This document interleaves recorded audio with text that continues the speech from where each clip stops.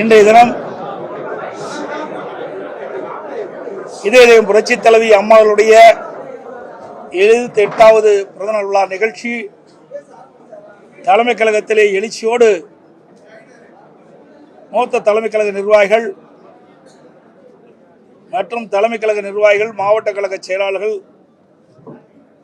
மாண்புமிகு நாடாளுமன்ற உறுப்பினர்கள், மாண்புமிகு சட்டப்பேரவை உறுப்பினர்கள், முன்னாள் நாடாளுமன்ற சட்டமன்ற உறுப்பினர்கள், கழகத்திலே பல்வேறு பொறுப்பில் இருக்கின்ற நிர்வாகிகள், பொதுமக்கள் திரளாக தலைமை கழகத்திலே கூடி எங்களுடைய இதயம் புரட்சி தலைவி அம்மா அவர்களுக்கு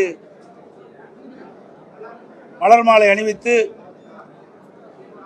மலர் தூவி இன்றைக்கு பிறந்த விழாவை எழுச்சியோடு நாம் கொண்டாடி இருக்கிறோம்.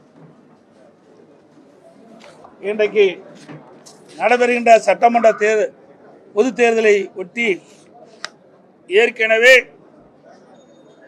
2 முறை அனைத்து இந்திய அண்ணா திராவிட முன்னேற்ற கழகத்தின் சார்பாக தேர்தல் அறிவிப்புகள் நாங்கள் வெளியிட்டுள்ளோம். இப்பொழுது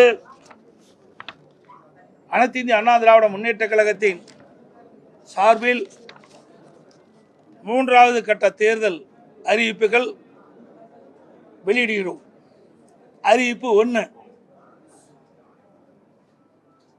திரு ஸ்டாலின் தலைமையிலான நிர்வாக திறனற்ற விடியா திமுக ஆட்சியில் கடந்த 5 ஆண்டுகளில் அத்தியாவசிய பொருட்களின் விலைவாசி விஷம்போல் ஏறி மக்கள் கடுமையாக பாதிக்கப்பட்டுள்ளனர். அதேபோல் திராவிட முன்னேற்ற கழக ஆட்சி அமைந்த பிறகு சொத்து வரி, வீட்டு வரி, மின் கட்டணம், குடிநீர் வரி போன்ற பல வரிகள் இந்த அரசால் உயர்த்தப்பட்டுள்ளது. இதனால் மக்களின் அன்றாட குடும்ப சுமை பன்மடங்கு அதிகரித்துவிட்டது. எனவே மக்களின் சுமையை குறைக்கும் வகையில் அனைத்து இந்திய அண்ணா திராவிட முன்னேற்ற கழக ஆட்சி அமைந்தவுடன் ஒவ்வொரு குடும்பத்திற்கும் கருணை தொகையாக 10,000 ரூபாய் வழங்கப்படும். அறிவிப்பு 2,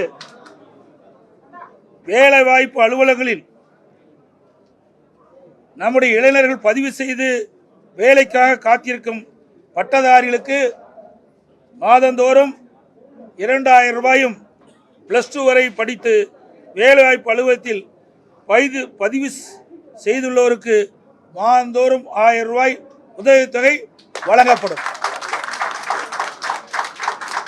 அறிவிப்பு 3, மீன்பிடி தடைக்காலங்களில் மீனவர்களுக்கு தற்போது வழங்கப்பட்டு வரும் நிவாரணத் தொகை 8,000 ரூபாய். இந்த 8,000 ரூபாயிலிருந்து அதிமுக ஆட்சி மலர்ந்தவுடன் 12,000 ரூபாயாக உயர்த்தி வழங்கப்படும். ஒவ்வொரு ஆண்டும் தைப்பொங்கல் அன்று வழங்கப்பட்டு வரும் பொங்கல் தொகுப்புடன் சேர்ந்து 1000 ரூபாய் பொங்கல் பரிசாக வழங்கப்படும். கைத்தறி நெசவாளர்களுக்கு தற்போது வழங்கப்பட்டு வரும் விலையில்லா மின்சாரம் 300 யூனிட்டில் இருந்து 450 யூனிட்டாக உயர்த்தப்படும். விசைத்தறி நெசவாளருக்கு தற்போது வழங்கப்பட்டு வரும் 1000 யூனிட்டிலிருந்து 1400 யூனிட்டாக விலையில்லாமல் அவர்களுக்கு உயர்த்தி வழங்கப்படும். நகர பகுதியில் நடைபாதை ஓரமாக கடை வைத்திருக்கும் சிறு வியாபாரிகள் கூட்டுறவு வங்கியில் வாங்கிய கடன் முழுவதும் தள்ளுபடி செய்யப்படும்.